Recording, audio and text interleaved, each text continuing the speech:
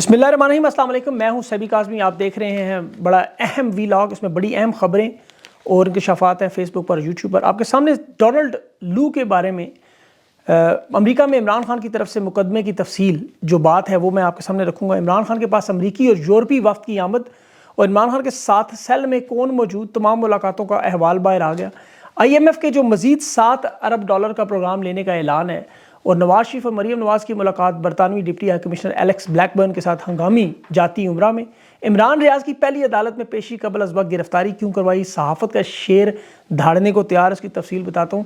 Cipher case 4 दिन में 2 जजेस डट गए। इमरान खान और शाह महमूद कुरैशी दोनों सुप्रीम कोर्ट में अपना केस लेके जा रहे हैं। और माओ बहनों बेटियों का पाकिस्तान की ख़वातीन पर नवाज शरीफ का हमला बहुत बड़ी अहम साजिश, मैं बताता हूँ क्यों। आरिफ अलवी दोबारा इमरान खान की हमायत में निगरान हुकूमत को जवाब दे रहा है।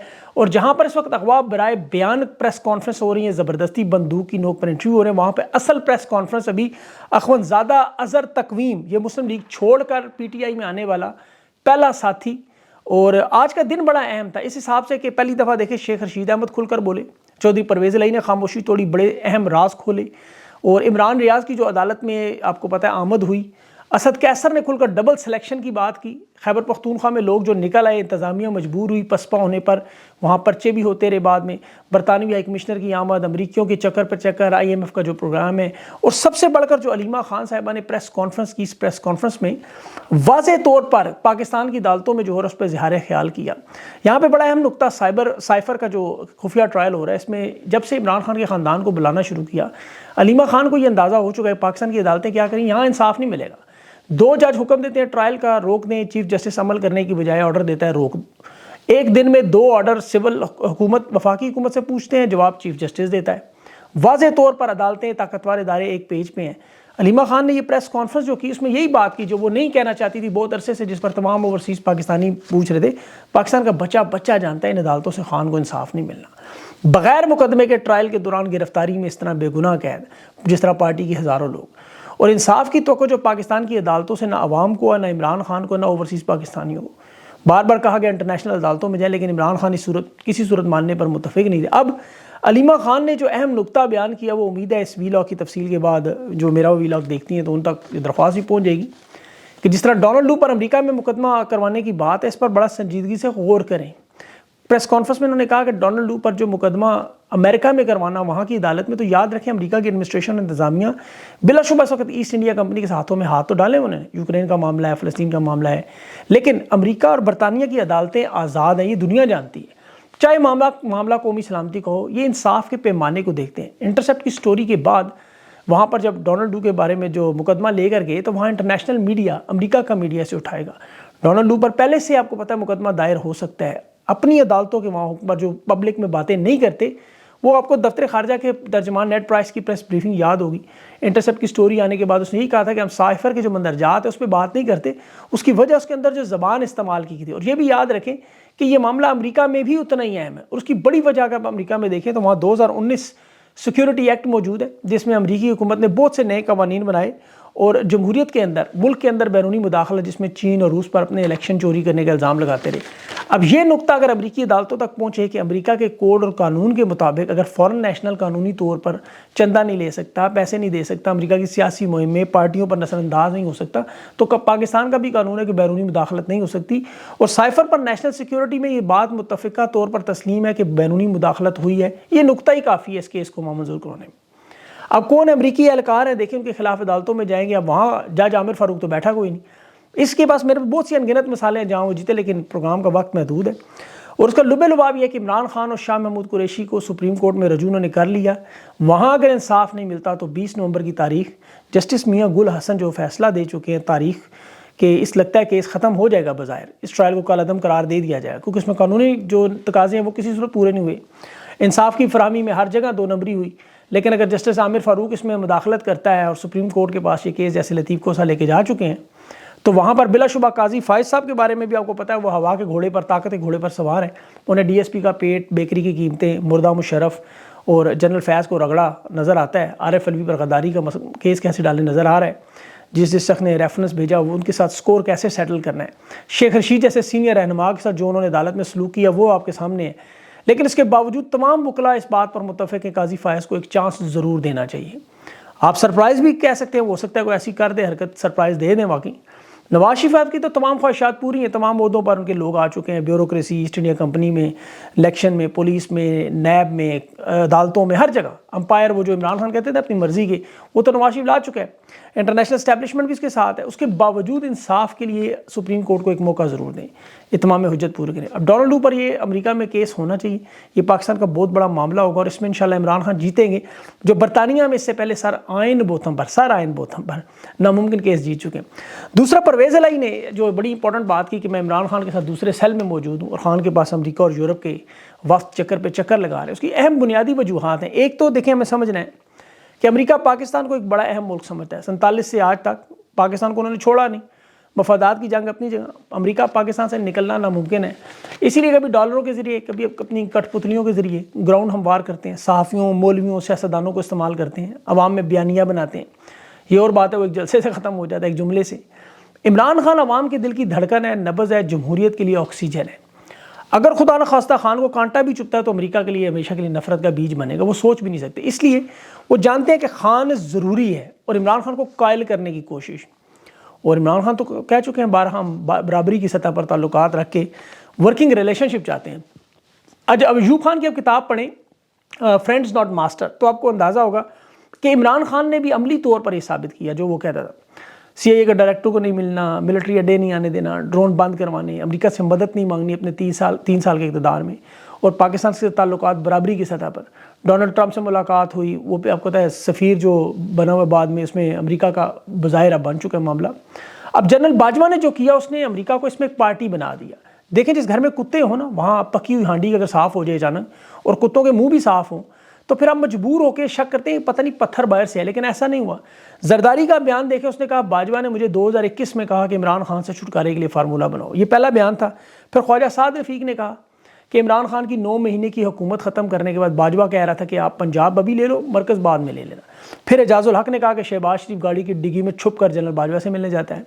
پھر خواجہ آصف نے کہا کہ 2019 میں ہمیں خود ڈی جی صاحب نے اپروچ کیا، حکومت بنائے، اور ان تاریخوں میں آپ چیک کریں کون سودے پر موجود تھا، جنرل فیض نہیں تھا۔ پھر فضل الرحمان کہتا ہے کہ ہم تو عمران خان کی حکومت کے خلاف تحریک عدم اعتماد لانا ہی نہیں چاہتے تھے۔ اندازہ کریں، فضل الرحمان جیسا بندہ گیا ہے۔ پھر محمود اچکزئی نے بھی کہا کہ میں نے ان لوگوں کو سمجھایا تھا کہ عمران خان سے دشمنی میں اس حد تک نہ جاؤ، پی ڈی ایم والو کھوئی میں گرو گے۔ پھر خرم دستگیر نے کہا، نون لیگ کا رہنما، کہ تحریک عدم اعتماد کے لیے جنرل باجوہ نے ہمیں کہا، اور پھر حامد میر کا بیان کہ اسرائیل کو تسلیم باجوہ کروانا چاہتا تھا، عمران خان نے انکار کیا تو پھر اسے نکالنے کا منصوبہ بنا۔ اب ایسی صورتحال میں دیکھیں، ڈونلڈ نہ ہوتا، روس یوکرین کی جنگ نہ ہوتی تو بھی امریکہ شامل نہ ہوتا، لیکن اس نے باجوہ صاحب نے واردات ڈالنی تھی، اور اب امریکہ ایک پارٹی بن چکا ہے، اسے گھسیٹ کر باجوہ صاحب لے آئے، خود مکھن سے بال کی طرح نکل گیا۔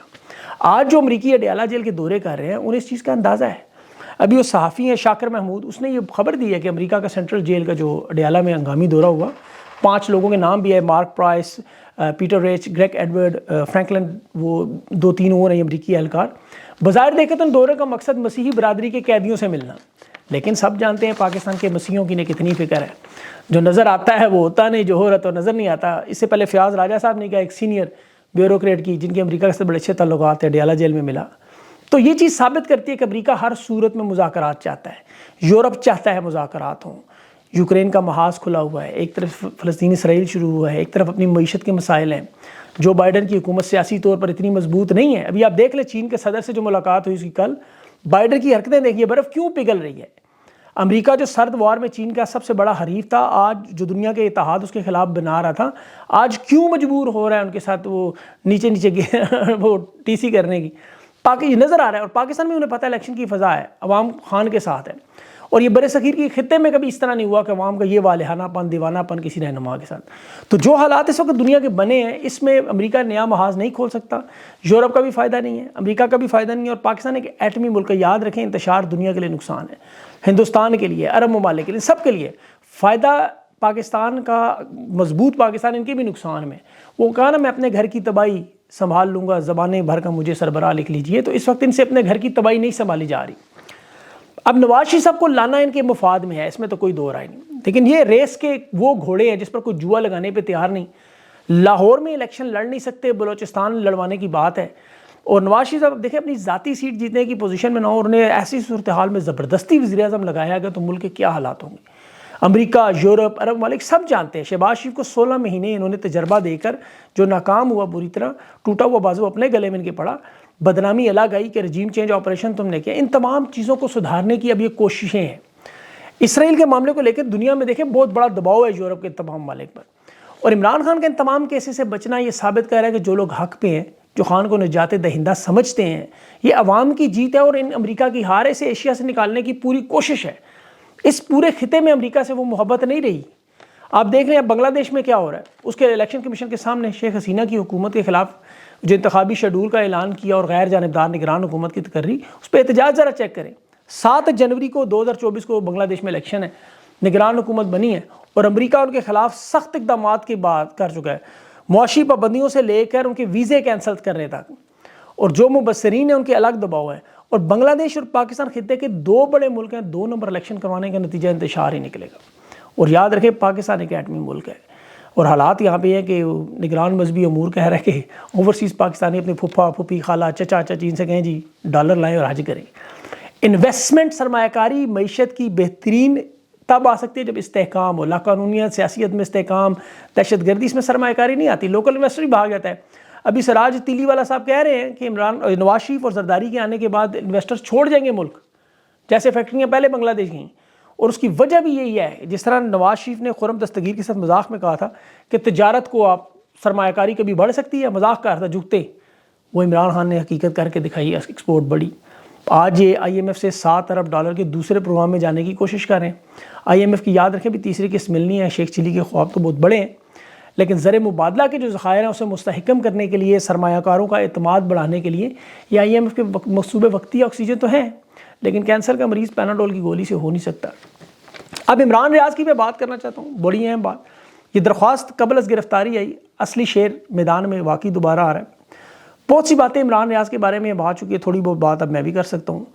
عمران نے خود مجھے کہا ہے کہ میں انشاءاللہ واپس آ رہا ہوں، میں 70% ٹھیک ہوں، زبان کی لکنت جلد چلی جائے گی، لوگ ترس نہ کریں اس وجہ سے بولتا نہیں ہوں. دیکھیں عمران ریاض ہو، عمران خان ہو یا ہم جیسے لوگ ہوں، ہمارے لیے یہ آکسیجن ہے جرنلزم، سیاست. یہ بند کر دیں تو ہم ویسے ہی جیتے جی مر جاتے ہیں، اس کے بغیر تو کچھ ہم کر نہیں سکتے. تو عمران خان نے جو آج عمران ریاض نے جو پاکستان زندہ باد کا نعرہ لگایا، یقین کریں آنکھیں ہماری بھی بھیگ گئیں. سپاہی مقبول حسین یاد آیا، اس کی زبان ہندوستان نے خراب کی تھی جب وہ قیدی تھا کہ وہ پاکستان مردہ باد کا نعرہ نہیں لگاتا تھا. اور عمران ریاض کی تو پاکستان کا بیٹا ہے، جب بھی یہ پاکستان زندہ باد کا نعرہ لگاتا ہے اور اس کی پاکستان سے محبت ہے. اور یہ اعزاز اور محبت پاکستانی بھی اتنی کرتے ہیں. پولیس والے ہاتھ چوم رہے ہیں، جنہوں نے گرفتار کیا تھا وہ رو رہے تھے، پولیس والے سیلفیاں لے رہے ہیں، ایسی محبت. خیر میاں اشفاق کے ساتھ وہ لاہور سیشن کورٹ میں ضمانت اپنی قبل از گرفتاری کی درخواست اسی لیے دے رہے ہیں. اس میں ایڈیشنل سیشن جج ہے، آئی جی پنجاب، اور ان لوگوں کو جو کمپین پہ انہوں نے بنایا تھا کیس 28 نومبر تک گرفتاری سے روکنے کا، یہ مقدمے بھی اس طرح ہی 2 نمبر مقدمے ہیں. عمران ریاض کی 142 دن کی داستان ویسے تو میرے پاس محفوظ ہے بہت سی چیزیں اس میں، لیکن تفصیل سے انشاءاللہ اسے اپنے انداز میں عمران سے اجازت ملے تو کروں گا. اور اس سے بھی بڑا کام اگر زندگی نے وفا دی تو عمران ریاض کے حوالے سے ضرور آپ کے سامنے آئے گا. اور دیکھیں منافقت پی ٹی وی کی کہ الزام ہندوستان پہ لگاتے ہیں کہ وہ پابندیاں لگاتے ہیں آزادی اظہار رائے پہ، سچ بولنے پہ، کالے قوانین، صحافیوں کو ہراساں کرتے ہیں، لیکن منافقت کے اعلیٰ درجے ہوتے ہیں نا، کوئی ٹاپ لیول کا درجہ منافقوں کا، تو اس پہ بیٹھے ہوئے جو اپنے ملک کے دیکھیں حالات انہوں نے کیا کیے. اب ایک اور آخری چیز جو ہر بار رہ جاتی ہے، نواز شریف صاحب کیوں خواتین کی پاکستان پہ حملہ کر رہے ہیں، سازش کیا ہے اس کی. دیکھیں عمران خان کا دفاع کون کر رہا ہے؟ علیمہ خان، شاہ محمود قریشی کی بیٹی مہربانو، بشرا بی بی، یہ خواتین لڑ رہی ہیں. پاکستان کی جیلوں میں سب سے زیادہ قید کون ہے؟ پاکستان کی بیٹیاں، مائیں، بہنیں. یہ جو آنے والے 2024 کے الیکشن ہے، اس میں پاکستان کی تاریخ میں خواتین سب سے اہم کردار ادا کریں گی. یہ گھریلو خواتین، ماؤں، بہنوں، بیٹیوں کا اپنے بیوی بچوں اور مردوں پر بہت زیادہ زور ہوگا. یہ خان کو مظلوم بھی سمجھتی ہیں، مقبول بھی سمجھتی ہیں، انہیں پتہ ظلم ہو رہا ہے. اور خواتین کی مظلومیت جو ہے اس وقت جیلوں میں رکھنے کی وجہ سے عوام میں ایک الگ اثر ڈال چکا ہے. نواز شریف اس اثر کو زائل کرنے کے لیے بار بار ناچنے گانے کی بات کرتا ہے. وہ بھول جاتا ہے اپنی بیٹی کے کرتوت جو فحاشی اور گندگی کی ویڈیو کو سٹاک میں خود اقرار کر چکی ہیں. انہیں لگتا ہے کہ خواتین کس طرح کردار کشی کریں گے تو پھر ابھی دیکھیں آئے اسے کتنا ٹائم ہوا، 2 دفعہ اس نے بات کی، دونوں دفعہ خواتین پہ کیچڑ، ناچنے گانے کی بات. پاکستان میں ناچ گانا شروع ان لوگوں نے کیا تھا. آپ ان کے پرانے جلسے دیکھیں، اپنی ان کی تصاویر دیکھیں ذاتی. لیکن یہ عورتوں پر سوچا سمجھا حملہ ہے. اگر نواز شریف لاہور میں الیکشن لڑے گا تو اس کا مقابلہ ڈاکٹر یاسمین راشد سے جو ایک خاتون ہے، تو یہ بری طرح انشاءاللہ الیکشن ہاریں گے. یہ میں آپ کو لکھ کے دیتا ہوں. یہ خواتین پہ بار بار حملہ اسی لیے کرتا ہے کہ یہ جو مظلومیت کا احساس عوام کے اندر اسے زائل کرے، اسے ختم کرے. اور اس سے بھی دیکھیں انٹرسٹنگ چیز ابھی میں آپ کو ایک اور بتاؤں، وہ سلمان خان کی فلم ٹائیگر 3 قطر وغیرہ میں تو بین ہوئی، پاکستان میں بھی بین ہو جائے گی، اس میں بڑی انہوں نے بے عزتی کی. میرے خیال میں تو جی پروپیگنڈا ہے. میں آپ کو بتاؤں اس میں فوج کے افسران کہتے ہیں جی ریٹائرمنٹ کے بعد حکومت پر اثر انداز کرتے ہیں، کابینہ بدلتے ہیں، حکومتیں بدلاتے ہیں. ہم جانتے ہیں سارا جھوٹ ہے، آپ کو پتہ.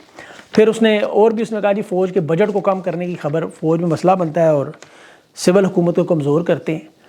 اور اس لیے یہ بھی آپ کو پتہ ہے صحیح سچ نہیں ہو سکتا.